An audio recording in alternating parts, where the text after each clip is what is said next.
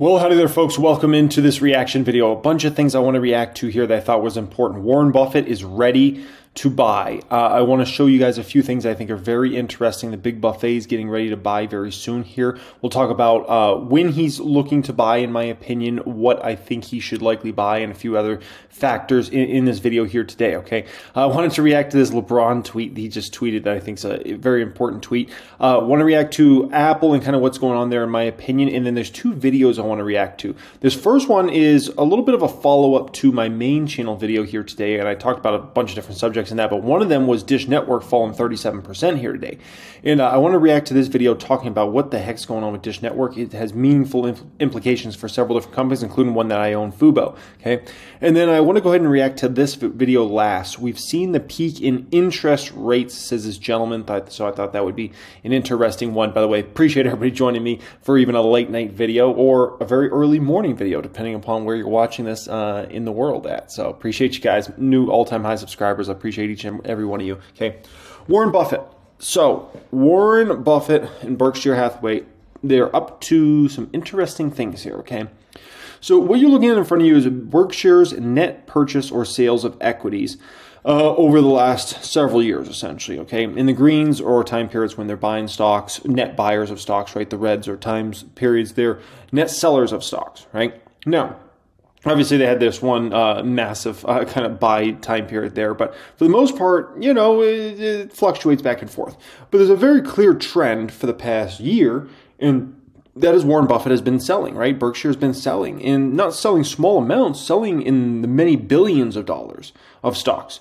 So Buffett's been putting a lot of selling pressure out there on the market for basically over a year now at this point in time. But the important thing to understand about this, okay, is what do we call, there's a famous saying in the stock market, right? The trend is our friend. And what is the trend going on with Warren Buffett and Berkshire Hathaway?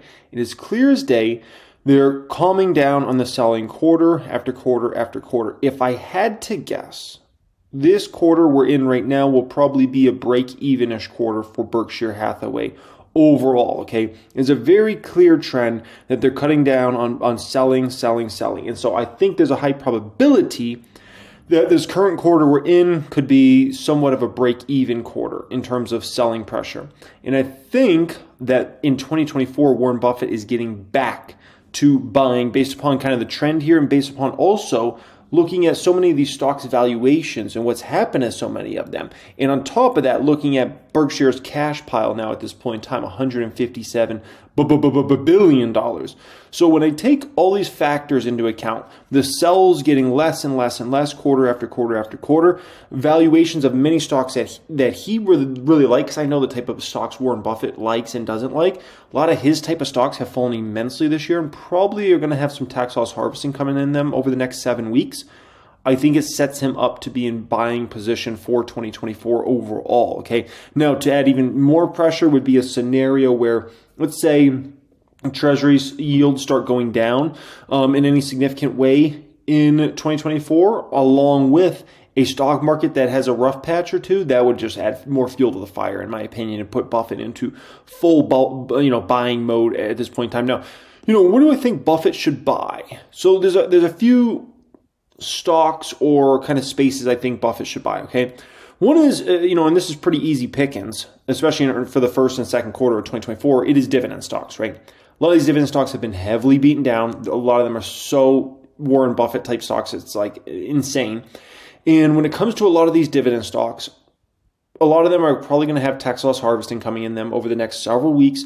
And so I think that sets them up for a very good buy time in kind of the first quarter, second quarter, if for somebody like a Buffett that wants to step in as a big buyer in many of those stocks. So I think that's a space.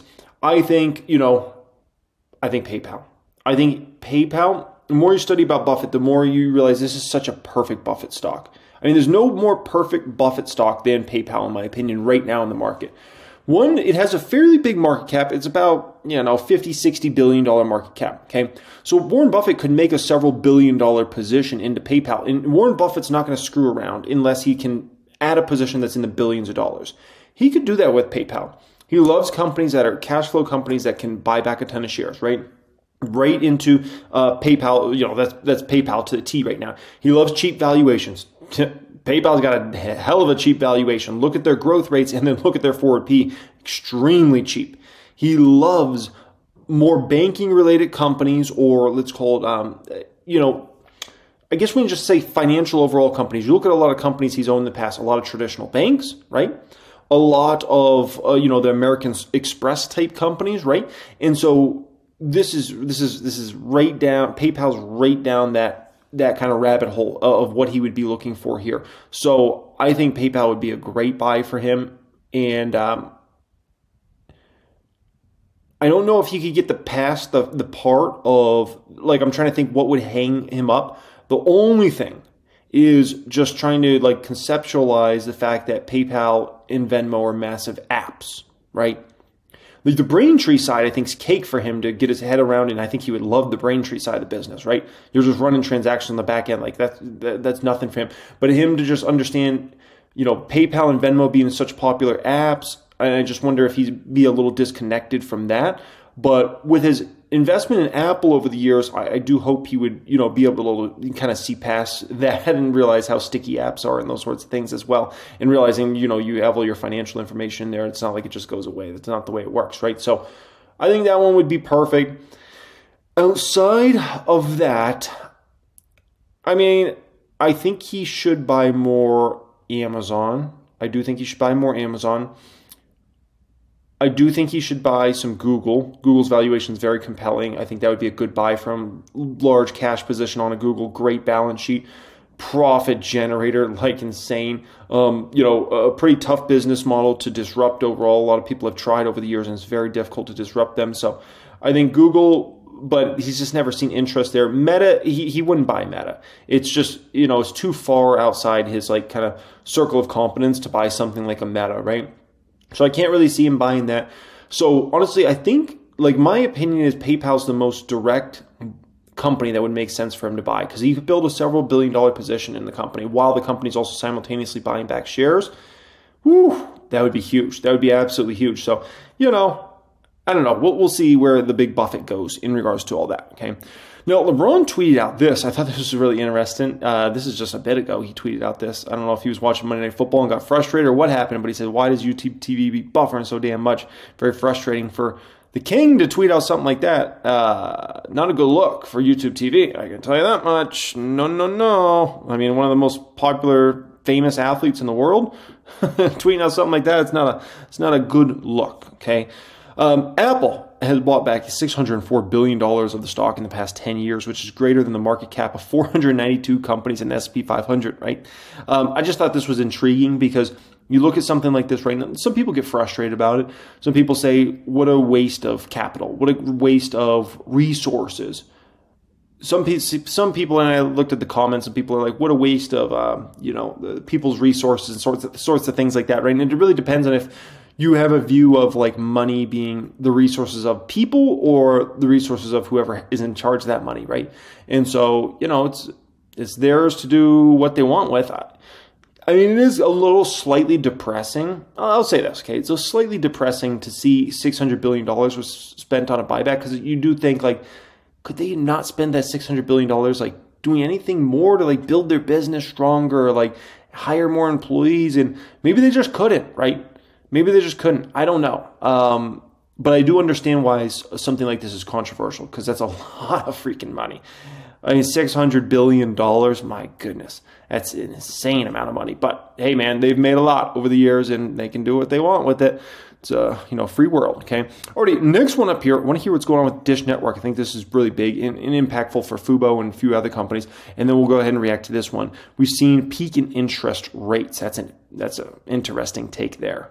ABC media reporter Alex Sherman. Alex, you just tweeted out that it used to be one of the most interesting companies you covered. Now it just looks like a tragedy. What is going on at Dish? Brian, to understand what's happened at Dish, you have to go back about 10 years. At that point, Dish had about 14 million satellite TV customers. And Charlie Ergen, the founder and CEO at the time, basically said, we see the writing on the wall and our business is unsustainable. We don't offer high-speed broadband to the home, unlike our cable competitors. We only offer video, and we see that video has peaked. So we need to become something else. And what he decided to become was a wireless company. And he likened it at the time to an episode of Seinfeld about how he would get from satellite to wireless. He said, look, you may not see where the story is going, but in the end, you'll figure it out and it'll all wrap up nicely. But what's ended up happening is we're still waiting 10 years later, sort of, for that nice wrap up to happen. It's not for lack of effort. Dish has tried to become a big wireless company in several ways. Yeah. They tried to buy Sprint. They tried to buy T-Mobile. They tried to merge with DirecTV. They kind of even abandoned the idea of getting into wireless and just said, hey, look, maybe we can become a combined satellite company. None of those things have come to fruition. And so what you end up with is this company that kind of got a piece of the Sprint T-Mobile deal. They got Boost Wireless out of that deal. Yeah. And they've said, we're going to build this national network, but that costs billions of dollars. And Dish is trying to do it, and they have some spectrum, but they keep missing deadlines and getting the FCC to push it back for them. And it's very unclear that this company is going to be able to actually do this. And that's why the stock is so low today. They're hemorrhaging customers on the satellite TV business, which Ergen correctly called as being a dying business. But they haven't been able to build out this big wireless competitor business. Yeah. And so now they're stuck losing money, and investors are starting to give up. I did a... Yeah, they made, Dish made a fundamental flaw. I mean, an absolutely massive, monumental, fundamental flaw in my personal opinion. And the reason it's a $3 stock today, right? I mean, shoot, at this point, Fubo might pass up Dish. No, seriously.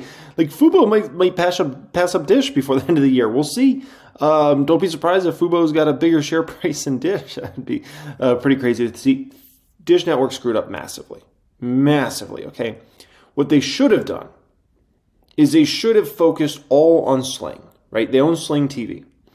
And Sling TV has been embarrassing in terms of the performance. Clearly, they haven't been focusing on that enough. They have just over 2 million subscribers on Sling, which is horrible. Like, considering how big Dish Network was, they should have 5, 10 million subs on there. Like, the fact that they have 2 million is just, it's pathetic. That's the best way I could put it. Like, Sling's probably going to get passed up by Fubo. Fubo, no one heard of that company 3 years ago. Like, that's insane to even think, like, they're going to pass them up. Dish should have focused all on converting all these satellite customers over to Sling customers over time, right? And make sure Sling is a great product, phenomenal value, and be able to convert all these Dish Network customers that, had these satellite dishes over to Sling, the new age, right? And making sure that they had all the information, they had all the client details, the emails, the phone numbers, how much they spent, everything. And they could have got all those customers over to Sling, made sure that was a great product and the most innovative product. Instead, it seems like they focused their efforts on these other things and wireless and stuff like that. And it's just like, what are you guys doing? Like, you already have a golden goose. You just need to get this golden goose from over here over to this golden goose over here, okay? And then it's all going to be great. But instead, they went all these different routes and tried to do this wireless thing. And goodness, I mean, just what a mess up. That's the best way I could put it. I mean, my gosh. August of 2021, Alex, I was out in Colorado and did about an hour-long one-on-one with Charlie Ergen on this exact topic. And we talked about 5G. We talked about like an Amazon wireless tie-up. And it was a great conversation. Charlie Ergen, the founder of EchoStar, very successful. Let me see if I can pull up Sling's customer count over time. I might be able to find that here. Well, folks, what an absolute disaster.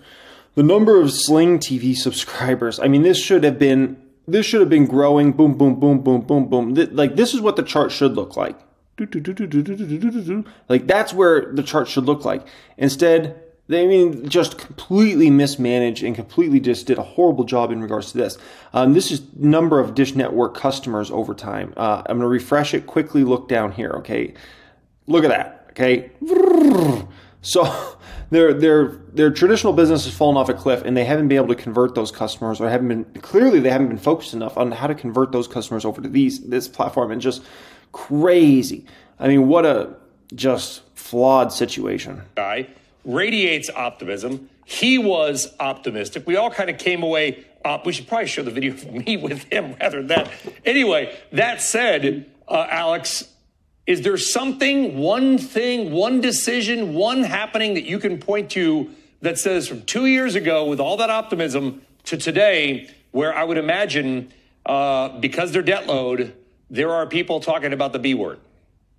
Oh, yeah, there are. MoffettNathanson, a research firm, came out today, and they were very forward about saying this company looks like it's headed for bankruptcy. Look, Dish is actually trying to merge with the sister company, EchoStar, right now. I would think that if that merger was called off, the EchoStar stock would probably shoot up because of the problems given with Dish today. But they're trying to hang on with that merger, and then probably will once again try to merge with DirecTV, which you remember was spun out from AT&T and is now controlled by TPG, the private equity company. If that merger does happen, there's all sorts of cost synergies there. So that could give Dish sort of a new life, per se, if it hangs on in this merged company, and if Charlie Ergen continues to have a role. The wireless plan is a bit of a leap of faith. I mean, Dish has come out and said, we expect to have this $40 billion wireless business. Just give us time. We need to build out this network. We'd like to have a technology partner, like you said, Amazon. Some people have speculated Google, but it's a big leap of faith at this point. And they got to, and again, the last 10 years are evidence that if Dish says it, it doesn't necessarily come true. What a mess. What a mess. Let's pull up Dish Network stock over the years. This should be interesting to pull up this baby. I'm guessing it probably topped, I would say, probably around, I would say maybe 2015, 16, 17, something like that.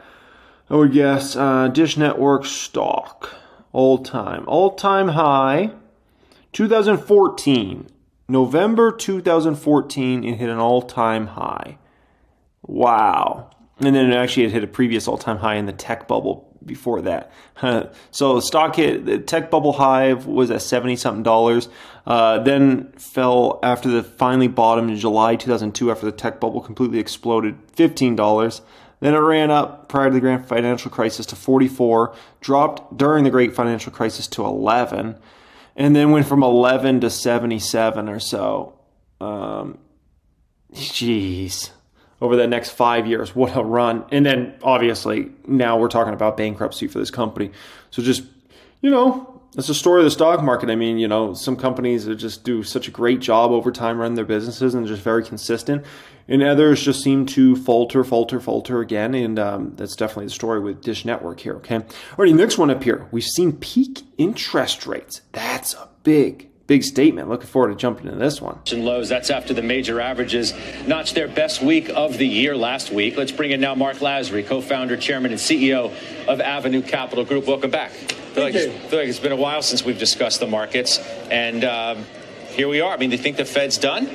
Have we come to the end of this long and winding road? I think we are.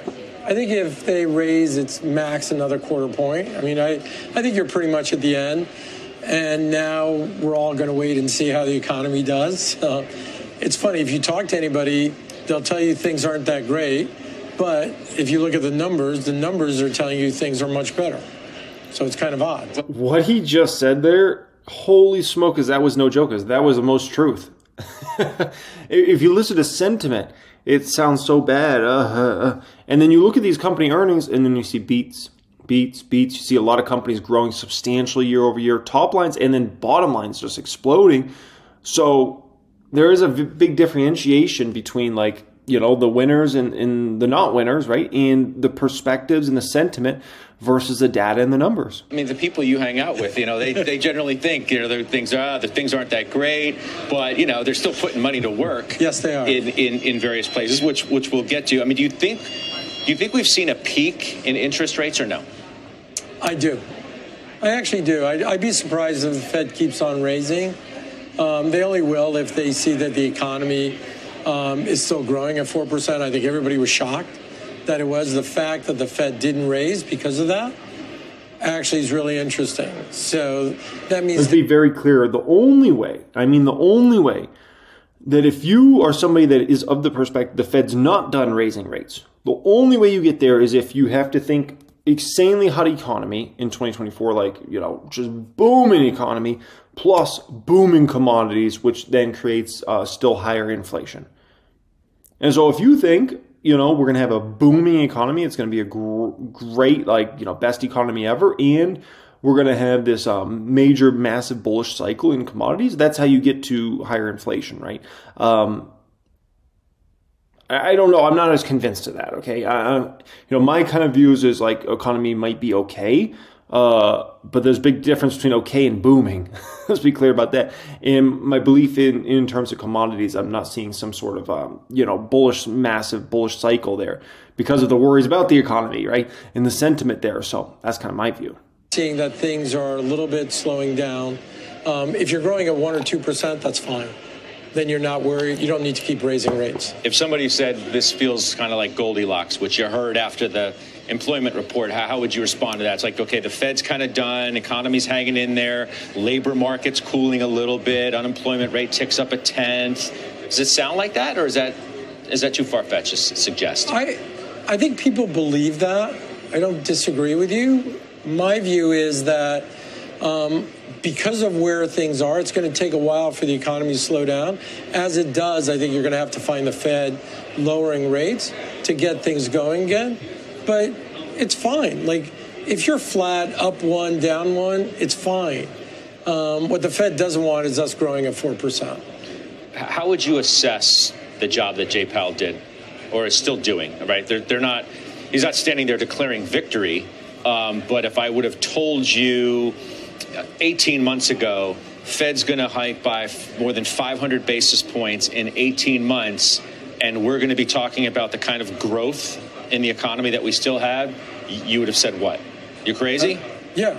I would have asked, where are we, what institution are we putting you in? Yeah. Because that wouldn't have made any sense. Well, does it make sense to you now how we've remained as strong as we have in the face of all that? I'm surprised. I mean, what I know is we're lending money at like 10 to 15%. Still. Yeah, people are having a hard time borrowing. So there are issues within the economy. If you're a good company, you've got no issues. But if you've got a problem here or there, nobody wants to lend. So that's why they're coming to firms like us here and in Europe. So there's issues. And the question is that going to get worse? Or will it sort of stay there? I'll be surprised if it doesn't get worse. I hope it stays where it is, as we all do. I've run into a lot of people lately who are in that business. It's one of the hottest areas, private credit, direct lending. Do you see that as well? That more firms and people who are, competitors in some respects to what you do are doing that? I do, but the reason for that is because there's so much demand. Right? Nobody's coming in, and whoever's coming in is able to lend money. I mean, what we're finding is you've got more and more people who need money and less banks who actually are lending. So that's sort of why you've got this opportunity. This gentleman, we're lending money at 10 to 15%. The scary part of that is whoever's taking that money at 10 to 15% is likely pretty desperate, right? I'm not taking a loan at 15% unless I'm very desperate for that loan. That's just the facts in regards to that. It absorbs the vacuum. So we're all stepping in, and that's the issue, is banks should be doing this, but they're not. Yeah. What's your assessment of the banking system right now? I mean, you point, regional banks have been probably the most acute point of concern since Silicon Valley Bank. That seems to be where a lot of the concern about real estate lies and refinancing and the like. What's your assessment there? Look, I think there's massive issues. There are. The problem is, and the way you solve those issues is you just keep extending. So those banks are not selling those loans because the market price for those loans is a lot lower and they'd have to take a bigger hit. So in essence, what they're doing is they're just going to keep extending. And that's how you sort of push the problem off. But if you had to market, like we all do, you'd have a problem. And the Fed doesn't want that problem. So therefore, they'll let the banks keep doing what they're doing. What do? You keep pushing it off in hopes that rates come down and the economy stays strong enough? You hope that as rates come down, right, and that as the economy will start picking back up, if you can push it off for 2 or 3 years, you should be okay. But that's what happened in 2008. 2008, 2009, if banks had been forced to sell, they were going to go below their capital requirements. The Fed didn't force them to sell, and banks kept pushing it off, and then the economy and lower rates saved them. That's sort of, everybody's hoping the same thing is going to happen again. You think rewind that part. Rewind that part if that didn't hit an apocalypse that's coming in real estate and commercial real estate, or no? I mean, you've heard that for the last 6 months at least. I think they are, just simply because there's no event that's going to force a bank to sell other than the Fed, and the Fed's not doing that. So if you're not being forced to sell, you're fine. Like, look at your house. If I said to you, your house is worth a certain amount, if I said you got to sell it within 24 hours, you're going to lose money on whatever it's worth because you don't have the time to do it. If I said to you have 2 years, then you have the luxury of time. You can wait, you can listen to offers.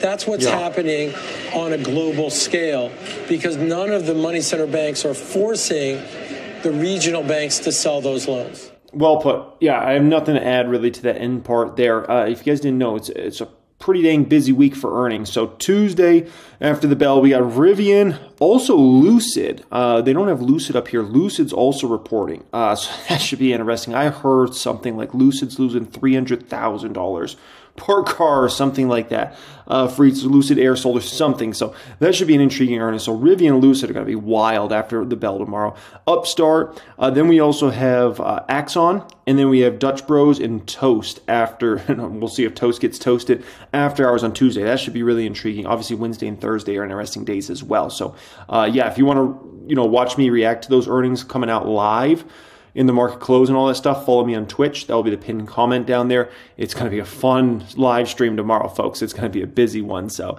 yeah, from noontime Pacific time till about usually 2 o'clock or so. Pacific time, 2 p.m. is usually when I run it off. So anyways, appreciate you guys joining me. Much love as always. Thanks so much for being here. Thank you for being subscribed. New all-time high subscribers in the history channel. Appreciate each and every one of you. Much love and have a great day.